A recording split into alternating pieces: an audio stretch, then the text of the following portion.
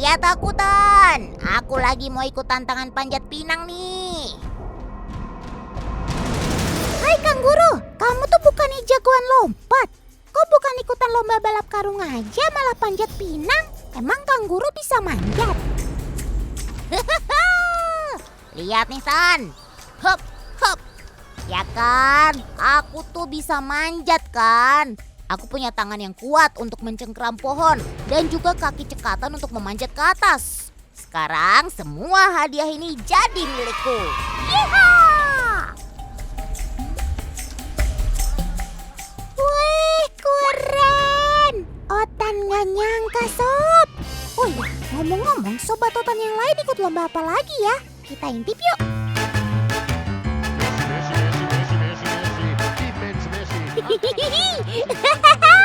Rupanya ada juga nih tarkam bola ala si ayam cocin dan ayam Polan. Seru kan Tan pertandingan kami? Sini oper sini. Ya ampun, sampai pada pakai sepatu bola segala. Niat deh kalian. Lihat nih Tan aksiku. Messi menggiring bola, bola menggiring Messi, bek lawan terkecoh dan ini dia tendangan geledekku. Gol!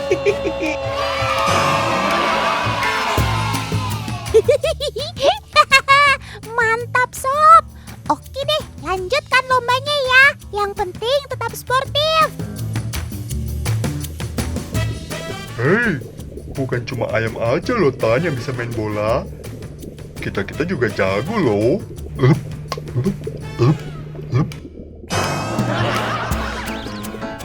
Wih, ada yang gak mau kalah nih. Oke, kita saksikan pemirsa jalannya lomba sepak bola air ini. Wih, gak berlama-lama. Gemalot di depan gawang sedang terjadi, teman. Nah, akhirnya gol yang dinanti terjadi juga. Bener-bener deh, lomba 17-an ala Sobat Otan ini unik-unik bin kocak ya teman.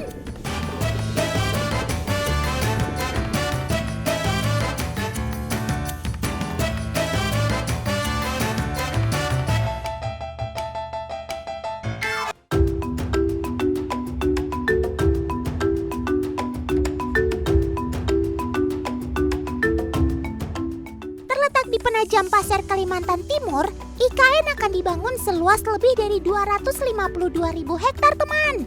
Wow! Niatnya semua pusat pemerintahan akan pindah ke sini. Pastinya di sini juga ada sobat-sobat Otan yang sudah jadi penghuni asli nih. Kira-kira di mana ya Sobat Otan? Pasti lagi bersembunyi di pepohonan mangrove nih. Kok batang hidungnya belum terlihat ya? Hei Sob, tunjukkan hidungmu dong Sob. Hei Otan, aku di sini. Mentang-mentang hidungku besar ya Tan. Nah, ini dia Sobat Otan, si bekantan, pemilik hidung paling unik. Dalam bahasa Banjar, mereka dikenal sebagai bekantang, yang berarti monyet, atau sering juga dijuluki monyet Belanda. Jangan malu-malu. Sobat Otan ini memang terkenal pemalu. Makanya seringkali mereka langsung bersembunyi atau kabur menjauh ketika didekati. Hei, tunggu! Jangan kabur dulu! Wah, Tan, tadi sempat ada satu kelompok bekantan nih di sini nih. Mungkin karena suara kapal berisik, jadi dia naik lagi ke atas karena dia tuh arboreal kan. Yap, karena di area ini banyak sekali perahu lewat, naluri mereka akan menjauh dari suara perahu. Dan juga kemungkinan terbesar Sobat Otan manjat ke atas pohon. Lihat aja nih, pohonnya sampai goyang-goyang begini. Soalnya sumber pakan di atas pohon melimpah. Benar begitu, Sob? Yap, setiap hari aku menjalankan aktivitasku di atas pohon. Dari pagi sampai sore. Lompat dari pohon satu ke yang lainnya. Atau santai-santai begini di batang pohon sambil ngunyah, Tan. Jangan heran melihatku makan, dan makan terus. Aku lebih suka makan pucuk daun muda ketimbang buah-buahan loh. Kehadiran sobat otan di hutan ini menjadi tanda indikator kesehatan ekosistem hutan ini. Mereka berperan penting untuk menjaga ekosistem hutan Kalimantan. Bisa dikatakan kami adalah penyebar biji tanaman hutan. Peranmu sangatlah besar, Sob. Secara nggak langsung, kamu menjaga keseimbangan hutan Kalimantan.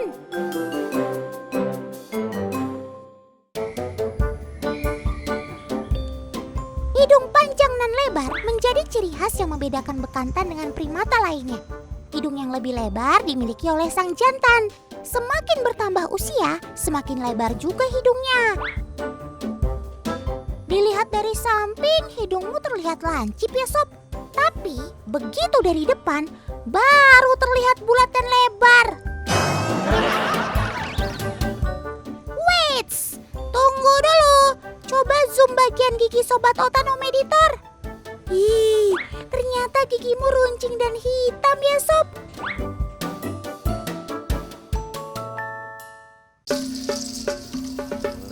Lihat teman, ada sekeluarga bekantan. Aku kan sangat sosial, Tan. Makanya aku dan kelompokku selalu saling menjaga. Biasanya anggota kelompokmu terdiri dari jantan dan betina dewasa serta anak-anak kan, Sob? Ya, betul sekali, Tan. Ada beberapa dari kami yang hidup soliter juga, Tan. Kami menghabiskan waktu hanya dalam kelompok kami saja. Kami juga tidak akan mengganggu kelompok lain, Tan. Kecuali saat sore hari, kami bisa saja bertemu kelompok lain di tepi sungai untuk beristirahat. Keesokan paginya, semua kelompok berpencar kembali untuk mencari makan. Pembangunan IKN ini akan mencakup area seluas 252.000 hektar, teman. Kira-kira habitat sobat-sobat otan ini akan terganggu nggak ya? Pembangunan IKN yang tadi saya sebut bahwa membuka beberapa kawasan mangrove tentu memberi ancaman terhadap bekantan. Ya karena bekantan kan tinggalnya di mangrove. Nah kalau mangrove-nya dibuka untuk kepentingan infrastruktur IKN tentu daerahnya akan semakin sempit. Karena kan bekantan selain makan yang diperoleh dari hutan mangrove juga akan menambah suplai makanannya dari hutan darat. Nah itu yang dilakukan setiap hari bolak-balik antara hutan darat dan hutan pesisir.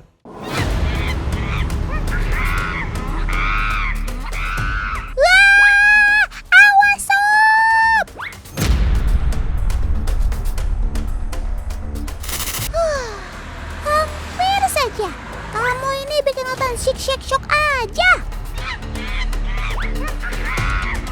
Hehehe, tenang Otan. Setiap hari aku sudah terbiasa menyeberangi jalanan ini. Jadi aku udah tahu kok waktu yang pas buat nyebrang.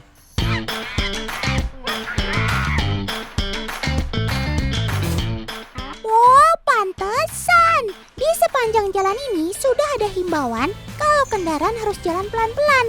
Karena masih banyak sobat otan yang melintasi kawasan ini. Hai Sob, mentang-mentang sudah ada himbauan kamu malah santai-santai duduk di pinggir jalan. Jangan ya dek ya. Wah, ternyata nggak sendirian. Itu kelompoknya teman. Pada nyebrang mau kemana sih? Om Editor, coba lihat di seberang ada apa sih?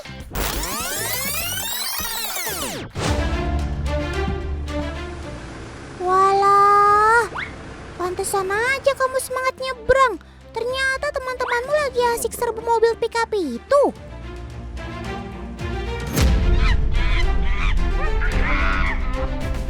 Iya Tan, biasanya setiap hari ada aja yang membawa makanan untuk kami. Itulah alasan kenapa kami selalu berada di pinggir jalan. Kami sudah terbiasa Tan mendapat makanan seperti ini. Walah, pantesan aja kamu mondar-mandir di sini. Padahal kan kamu harusnya cari makan mandiri di tengah hutan. Otan tahu teman-teman ini berniat baik membawakan makanan bagi sobat Otan. Tapi Otan sarankan jangan lagi ya teman. Perbuatan ini tidak untuk ditiru ya teman. Jangan ya dek ya. Biarkan naluri Sobat Otan berburu makanan sendiri di habitatnya. Kalau terus-terusan begini bisa bahaya teman. Sobat Otan bisa bergantung pada teman-teman loh. Otan gak mau Sobat Otan jadi malas mencari makanannya sendiri.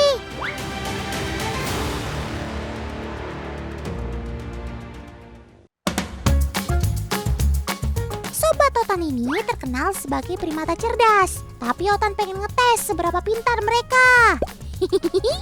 Kavena, tolong bantu Otan ya. Oke Tan, Kavena udah nyiapin gambar pisang nih. Nah, Kavena mau coba tes kepekaan beruk. Apakah ngelihat gambar pisang itu mereka akan terkelabui? Oke, langsung tempel aja kak. Wah, ini sih kelihatan mirip aslinya. Wah, wah, wah. Ada yang lagi mantau tuh dari atas. Shh, ada yang udah mulai kepo. Mulai ngendus-ngendus gambar pisangnya tuh. Ngasih pisang kok nggak ada aromanya sih, Tan? Ah, aku tahu. Ini pasti bohongan kan, Tan? Aku tidak akan tertipu. Weh. Ternyata kamu terbukti cerdas juga, Sob. Bisa tahu kalau ini bukan pisang asli. Kalau gitu julukanmu nambah, Sob. Jadi si pintar nan usil. Sehat-sehat ya kamu di sini, Sob. Menurut info yang Otan dengar, beruk-beruk di sepanjang jalan menuju IKN ini sudah bermunculan sebelum adanya pembangunan IKN. Beruk hidup dalam kelompok cukup besar. Tapi saat siang hari akan berpencar menjadi kelompok kecil seperti ini.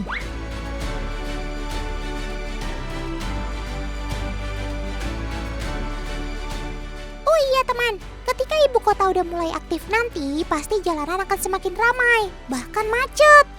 Kira-kira si Beruk masih bisa nggak ya main-main di jalanan ini?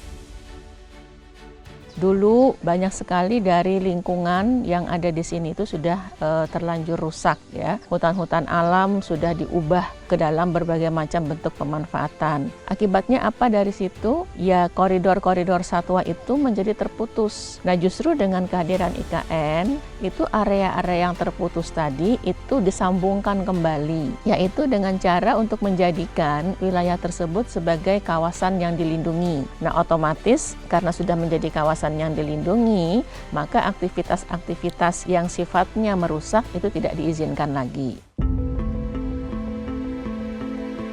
Waduh, Otan gak bisa bayangin kalau tempat tinggal mereka semakin dipersempit. Semoga pembangunan ibu kota Nusantara ini betul-betul sesuai harapan kita semua ya. Termasuk janji untuk melestarikan sahabat-sahabat satwa dan juga hutan Kalimantan. Dengan adanya koridor satwa, semoga semua sobat-sobat Otan bisa tetap lestari ya. Seperti yang sama-sama kita tahu, Tan, bahwa habitat satwa ini semakin lama semakin menyempit. Tapi bagaimana caranya kita tetap menjaga mereka? Karena kita tidak mau menyalahkan satu sama lain, tapi kita ingin mencarikan solusinya bagaimana. Karena udah bukan saatnya kita saling tunjuk satu sama lain, tapi kita harus saling bersatu untuk mencari solusi.